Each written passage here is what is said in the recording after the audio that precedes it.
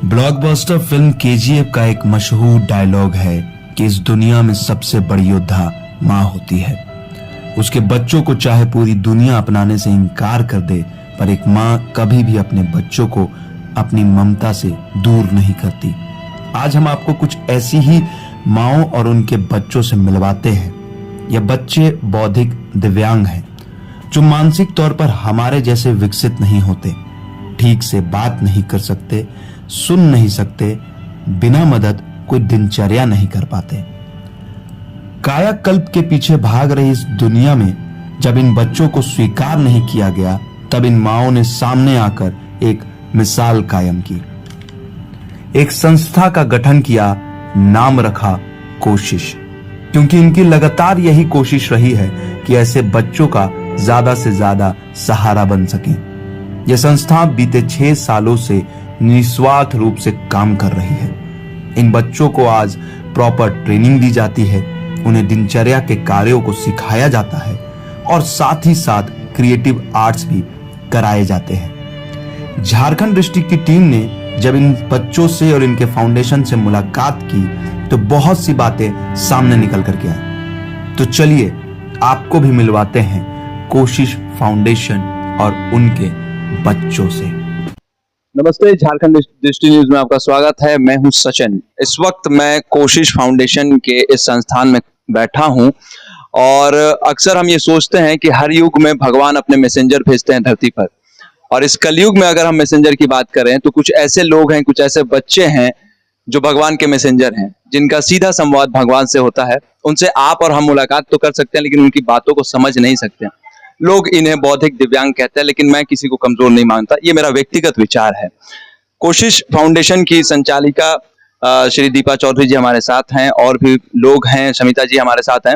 इन सभी से जानने और समझने की कोशिश करेंगे कि कोशिश फाउंडेशन है क्या, कैसे चलता है, कैसे काम करता है और इसका उद्देश्य क्या है। दीपा जी, बहुत बहुत स्वागत है आपका हमारे चैनल में।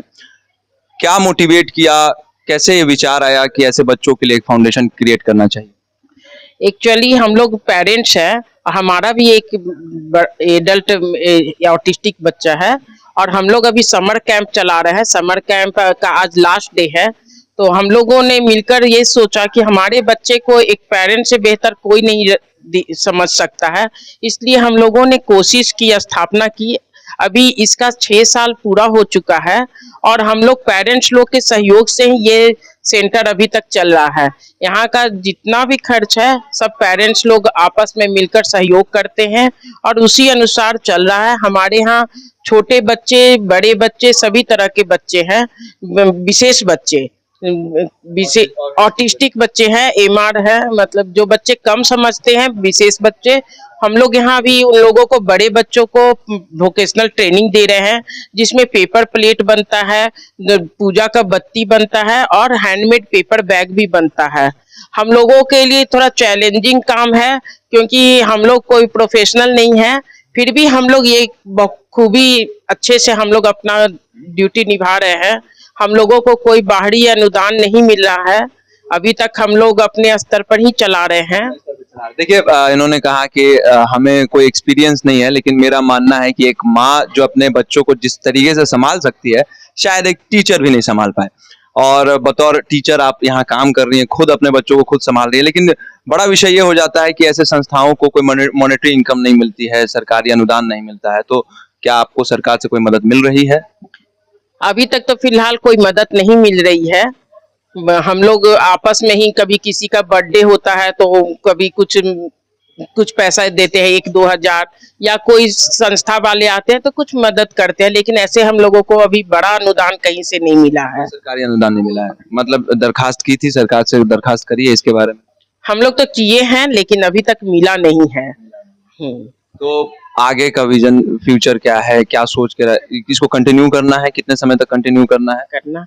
जरूर करना है, क्योंकि हम लोग पेरेंट्स हैं और जब तक हमारे बच्चे हैं, हमारे बाद ऐसे दूसरे भी बच्चे, जो बच्चे कम समझते, बौद्धिक दिव्यांग है, वैसे बच्चों के लिए हम लोग चाहते हैं एक ऐसा सेंटर बने जहां हमारे बाद भी, हमारे पेरेंट्स के बाद भी हमारे बच्चे वहां सुरक्षित रह सके। और इसके लिए हम लोग सभी पेरेंट्स अभी प्रयासरत हैं। देखिए, जल्दी हम लोग का सपना पूरा होगा। कितने बच्चे हैं यहाँ पे? अभी 32 बच्चे हैं। 32 बच्चे हैं, तो बड़ी संख्या है ये। 32 ऑटिस्टिक बच्चे, जो बौद्धिक दिव्यांग बच्चे हैं, वो यहाँ हैं।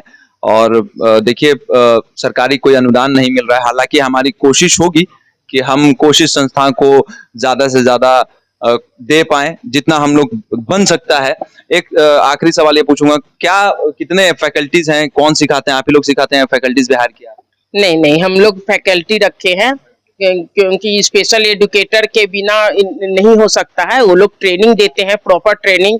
जैसे हमारे बच्चों को टॉयलेट ट्रेनिंग नहीं है, डेली रूटीन ट्रेनिंग नहीं है, तो वो लोग का ट्रेनिंग वो देते हैं और बताते हैं, और पेरेंट्स लोग फिर उसको फॉलो कर कर उसको सेल्फ इंडिपेंडेंट बनाने की कोशिश कर रहे हैं। तो ये जरूरी हो पाता है कि सेल्फ इंडिपेंडेंट बन जाते हैं बच्चे? कितना ग्रोथ रेट कैसा है बच्चे, अगर कोई ऑटिस्टिक बच्चा है तो ग्रोथ रेट क्या, ये ट्रेनिंग से कितना ग्रो कर पाएगा या नहीं कर पाएगा, क्या स्थिति? इन बच्चों को ये बच्चे धीरे धीरे ही सीखते हैं, लेकिन इन लोगों को सिखाया जाए तो ये बहुत कुछ सीख सकते हैं। हमारे यहाँ बहुत बच्चे ऐसे हैं जिनको देखकर आपको पता नहीं चलेगा कि ये स्पेशल बच्चे हैं। वो अपना सब काम कर रहे हैं, घर का भी काम कर रहे हैं, यहाँ भी बहुत अच्छे से वोकेशनल ट्रेनिंग में काम कर रहे हैं। और हमारे साथ अभी तो बहुत सारे पेरेंट्स बैठे हैं। ये शमिता बोस है, सुषमा शरण है, ये मेरी कोषाध्यक्ष भी हैं, वो अंजू सिंह है। हम लोग सब पेरेंट्स हैं, और पेरेंट्स मिलकर ही ये कोशिश को चला रहे हैं।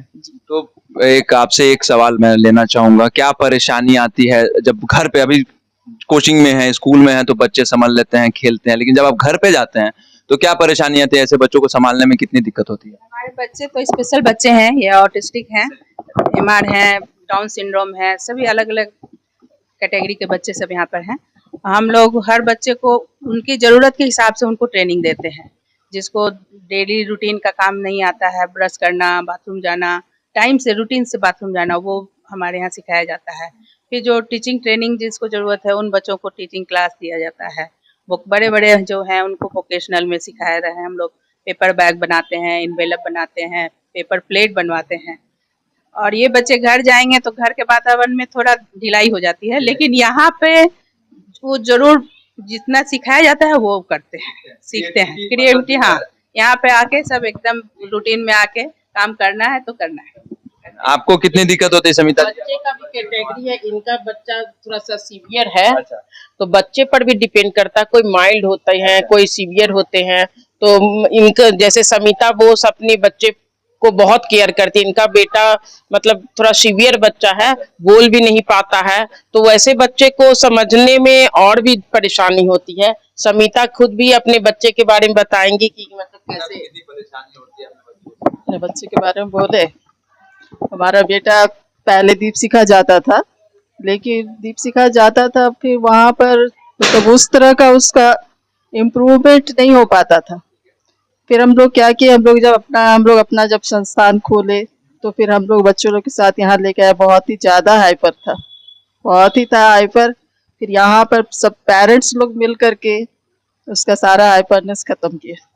ये सबसे बड़ी खूबी है कि हम लोग सब कोई लग करके उसको ठीक किए हैं, और अभी तो देख रहे हैं कि कैसा रहता है।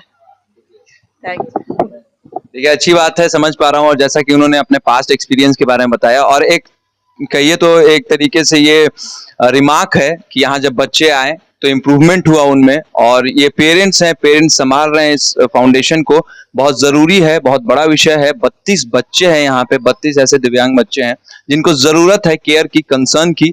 और मैं चाहूंगा कि आप इस वीडियो को ज्यादा से ज्यादा शेयर करें, सरकार तक पहुंचाएं। हालांकि हमारी भी कोशिश होगी कि व्यक्तिगत तौर पे सरकार से मिलकर इस अच्छे काम को, इस अच्छे पहल को सरकार के बताएं, और ज्यादा से ज्यादा इस संस्थान को मॉनेटरी इनकम, जो बहुत जरूरी होता है इस संस्थान को कंटिन्यू रख पाने के लिए, वो दिलाने का काम करें। शुक्रिया।